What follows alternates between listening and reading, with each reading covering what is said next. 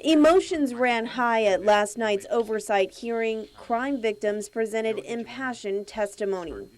Being a victim is really hard. Everybody can say it's gonna be okay, but deep down in my heart it's not.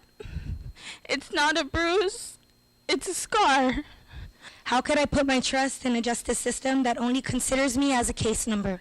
My life is not just a vote or a tally mark, and I am most certain that if it had been you or your family member that were violated because of your positions, that the process in seeking justice would be much more different than what I and many others have had to deal with.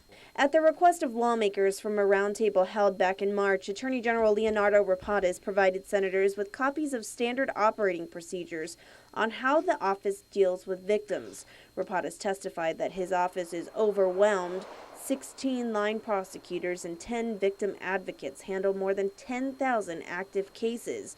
The AG admitted that cases fall through the cracks and sometimes victims aren't kept informed, but he maintains the system works. His office has received significant criticism in recent months about their failure to notify victims about plea deals and the dismissal and status of cases. It is important that we hear from victims and their families themselves. Victims have a right to be heard. We've spoken to them. We've pledged to work with them to make the system better. My office has been challenged to make that system better. We will rise to that challenge.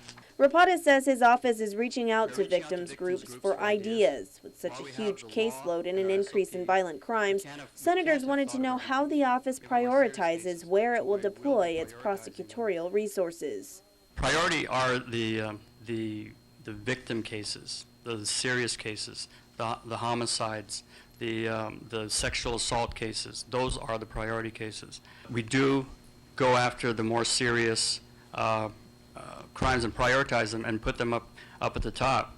Concerns were also raised about a number of repeat offenders who are being arrested, but the charges are either dismissed or the individual is released soon after they're arrested. Chief Prosecutor Basil O'Malley. You have to remember, a police officer is working off a probable cause. Does he have probable cause to make an arrest? We look at it, is there also sufficient evidence provable to get a conviction? And that sometimes we feel that, which is the beauty of the system, is we do have review. Calling the community a victim of a crisis of confidence, it was clear that both the AG's office and the Guam Police Department need significantly more funding, and both departments have agreed to work on improving communication. Reporting for Guam's News Network, I'm Mindy Egan.